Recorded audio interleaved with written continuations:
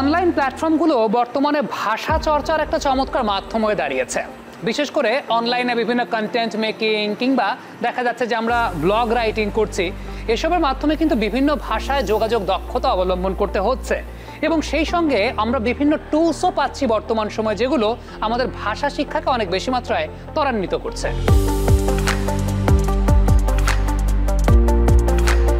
অনলাইনে বাংলাদেশে এখন প্রচুর লেখালেখি হয়। এটা খুবই ভালো একটা দিক যে সবাই সবার লেখাটার একটা নিজস্ব প্ল্যাটফর্ম খুঁজে নেয়। ব্যাপারটা খুবই অ্যাভেলেবেল, বিশেষ করে অনলাইন পোর্টাল, তারপরে নিজস্ব ওয়েবসাইট, ফেসবুক, ইউটিউব সব মিলিয়ে তার সে যখন যা লিখে দ্রুতই একটা প্রকাশ করার মাধ্যম পেয়ে যায়।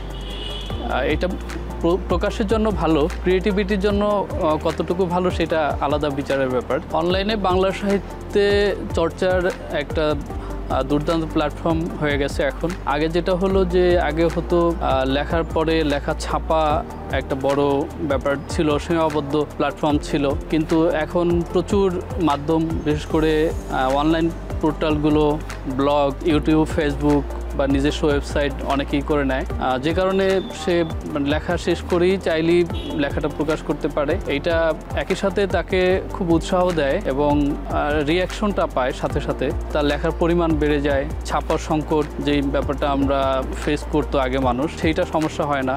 এটা এই কারণে লেখালেখিতে অংশগ্রহণ বাড়ছে। প্রচুর তরুণরা বিশেষ করে অনলাইন প্ল্যাটফর্মটাকেই বেশি প্রাধান্য দিচ্ছে, কারণ ওখানে দ্রুত রিয়াকশনটা পায়, তারা ওখান থেকে উৎসাহিত হতে পারে বা ভালো মন্দ পরামর্শটা গ্রহণ করতে পারে।